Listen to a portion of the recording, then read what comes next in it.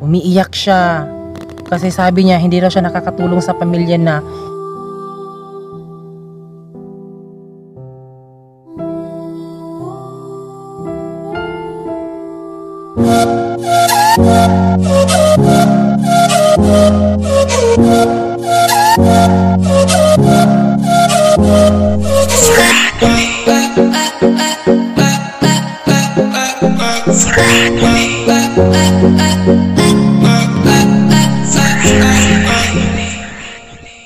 Hi mga kalab! Ako po pala si Ulysses, ang bayot nga kiater, dili igat. Ako din si Francis, ang gwapo pero diliyoso. And we are the Friendly Love Team. At kung bago ka pa lang sa aming channel, don't forget to subscribe. So ayan, ngayon ay pupunta tayo doon sa lugar nila Francis, sa La Union, Cabadbaran City, doon sa Bandol. Dahil ngayon sisirain yung bahay nila Francis. At syempre, huwag kayong mag-alala kasi pinapaalis sila Francis dyan kasi hindi sa kanila yung lupang yan. Okay na rin na pinaalis sila kasi binabayaran din naman sila, di ba?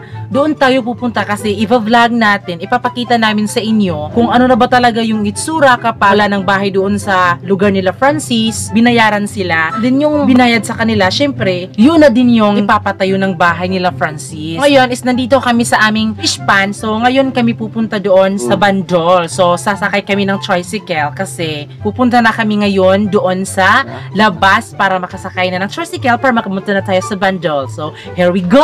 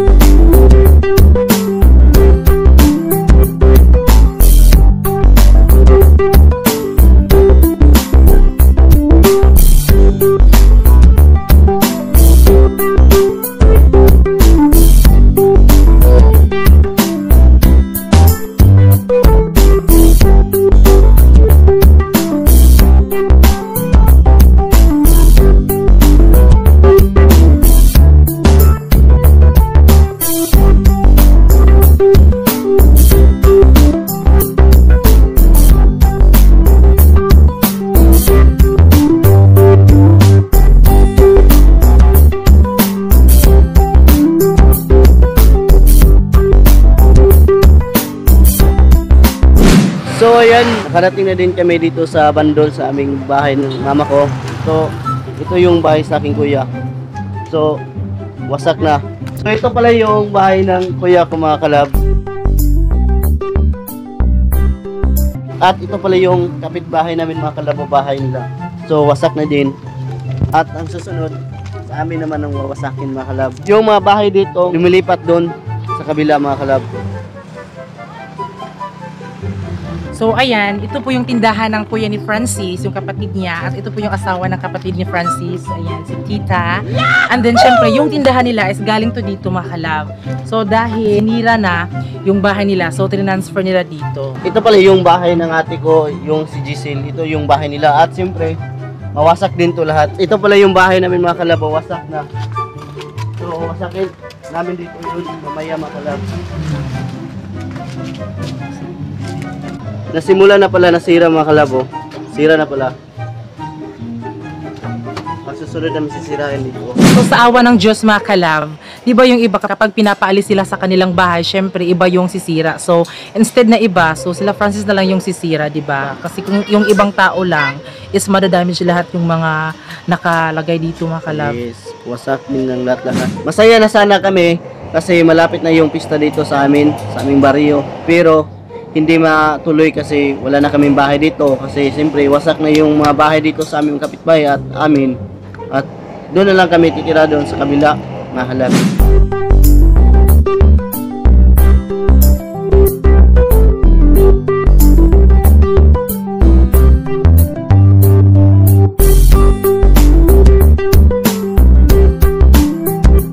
So ngayon, kukunin namin to yung bubong sa aming bahay. Gumawa kami ng papatungan namin makalab para mas madali lang makuha namin yung bubong.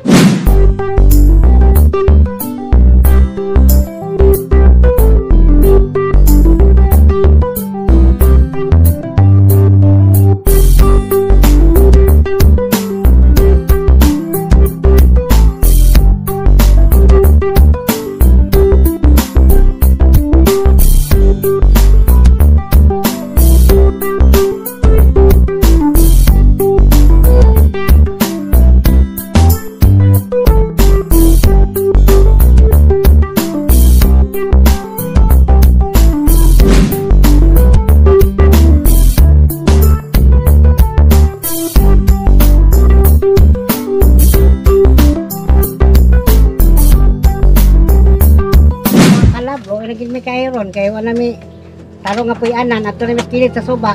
Hilit-hilit na. Ora kasulti. Papa,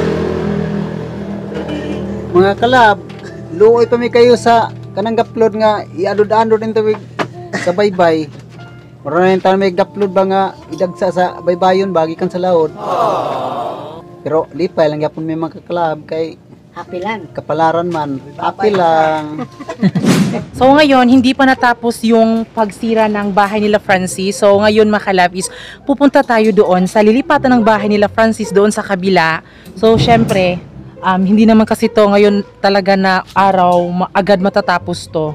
So ayan, magbabangka kami papunta doon kasi doon po yung lilipatan ng bahay nila. Ayan. Ayan, nakasakay na kami ng bangka at papunta kami doon. Tatawid kami. Magsusurvey kami sa lilipatan ng bahay nila.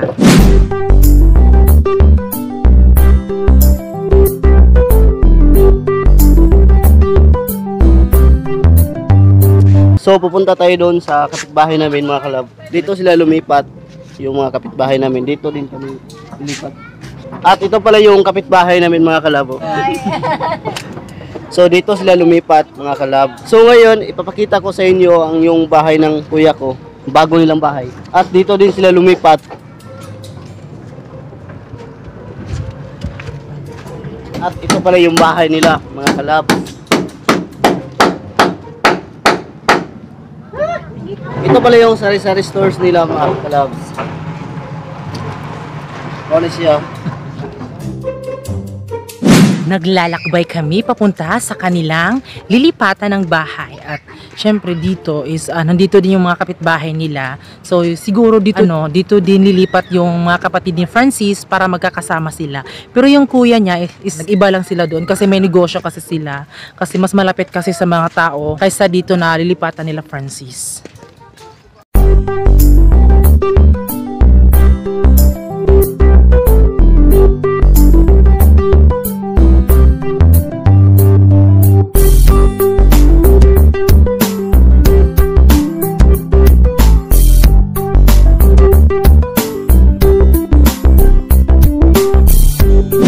So ngayon dito sila magbubukod ng bahay nila mga kalab sa akong mama at doon naman sa aking ate mga kalab.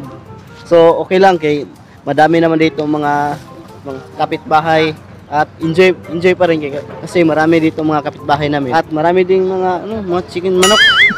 Yan, basta manok na. Labok na usahay. Super addict talaga sa manok tong si Francis. Day 2.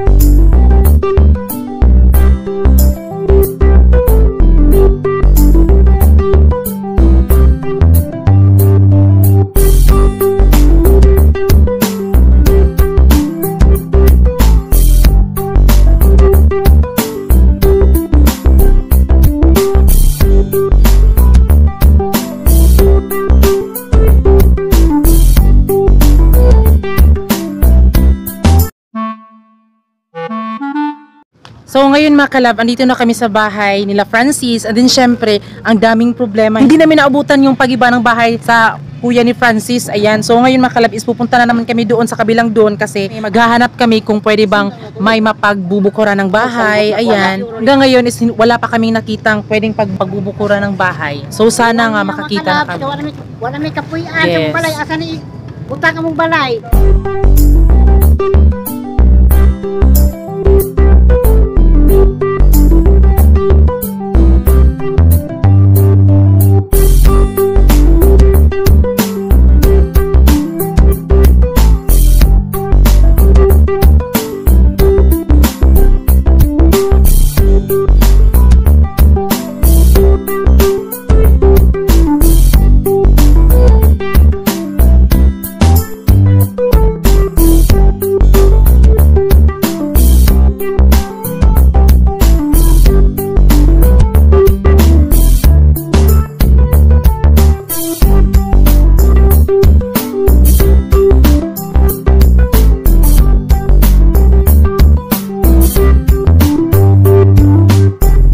So ayan, nandito na kami at itatry namin kung pwede ba.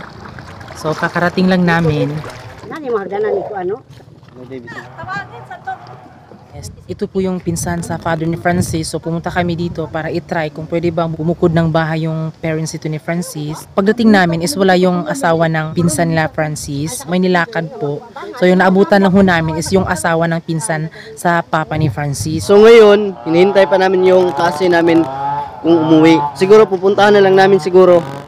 Hihintayin na lang namin dito siguro mga ka-love. 1 hour later. So yan po yung ginagawa ng pinsan nila Francis.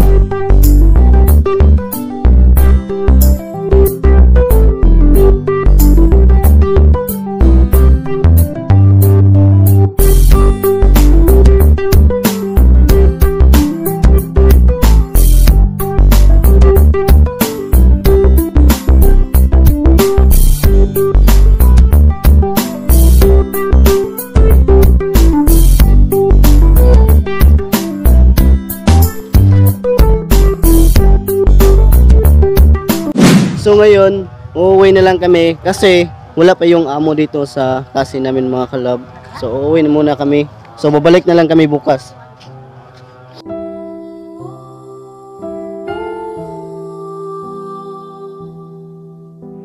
So ayan mga kalab, karating na kami dito sa Bandol at kaya nga pumunta na kami doon. So syempre hindi pa sure na pwedeng lumipat sila Francis doon kasi may amo din sila. So ngayon is hindi pa matapos gibaan yung bahay nila Francis. Ngayon merong mga ano dito, mga bubong, mga tabla, mga kahoy. So dadalhin nila sa fish pan habang wala pa silang nalilipatan. So doon muna sila titira sa fish pan. Hindi kasi namin panghabang buhay kami na titira doon sa fish pan kasi 'di ba hindi naman namin yung lupa kasi kung doon kami magbubukod ng bahay, so useless lang kasi 'di ba kapag umalis na kami, magigiba din naman yung bahay namin kapag doon kami kasi ba yung mga gamit namin tapos malayo pa kung may dadalhin kami mga gamit. So ayan, may mas madami pang gamit na dadalhin namin patungo sa fish pan. So, i-update na lang namin kayo soon kung meron nang malilipatan sila Francis habang hindi pa kami nakaalis dyan sa fish pan namin na binabantayan. So, syempre, patuloy pa rin yung paghahanap namin. Basta i-update namin kayo.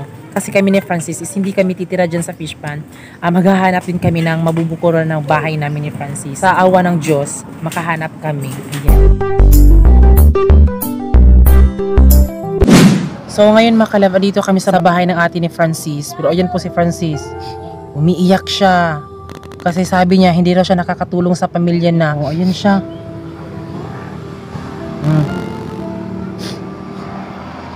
Nakatabang maguto sa ilahabi.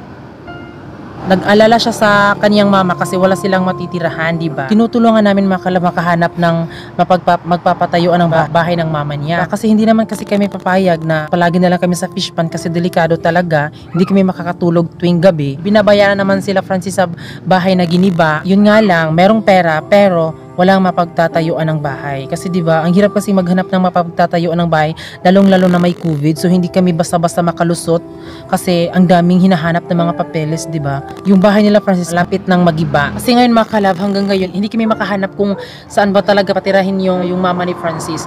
Kasi kami kung meron na talaga kaming malaking halaga, bibili talaga kami ng lupa at doon kami titira. Kasi ngayon hindi umabot yung pera namin kasi 'di ba? Inaalala din namin yung sa fish pan mga kalab. Habang hindi pa kami nakakita ng kapagtatayuan ni Francis, so magsisipag kaming mag-vlog para naman may matirhan kami. Kasi 'di ba mas maganda yung tumira ka tapos sayo na talaga yung lupa, yung sayo na talaga. So ayan mga kalab, andito na kami sa bahay ng mama ko kasi nandito kami kasi Sabado ngayon. So syempre, mamayang 4 AM ng Sunday is magsisimba kami kaya dito kami matutulog. Pero may nagbabantay din naman doon at nandoon si Care sa bahay namin. So safe siya doon kasi kahit walang kuryente, so syempre meron ding power bank na magagamit niya at may flashlight, ayan, mga aso, ganun. So syempre mga kalab, bago kami aalis, syempre isa-shoutout muna namin yung ating kalab fans, diba? So, ito isa-shoutout na namin sila. Shoutout kay Sarah May Garcia from Zamboanga City, Gay World Experience from Manila, April Ligara Bulac from Lasang Davao City, Crislan Dungel Gumanet from Tagbilaran City, Bohol, Romilin Niniel from Butuans City, Lizel Ritardo from Las Piñas City, Ronnie Liza Bitangcor from Taguig City, Dexy Mirasul from Quezon City, Yanyan Macaranias from Saudi Arabia, Diaz Tun Rodillas from Kamiling Tarlac, Paul Flores from Tarlac City, at kay Princess Malumbaga from Davao City. Ayan. So, salamat sa lahat ng nagpa-shoutout. Sana And then na-enjoy kayo. and then kung gusto mong magpa-shoutout, comment your complete name, address, at use the hashtag of Franoli. So, ayan, that's all for today's vlog. At kami ang Franoli Love Team na nagsasabing dapat love lang. Bye-bye mga kalab. Bye-bye.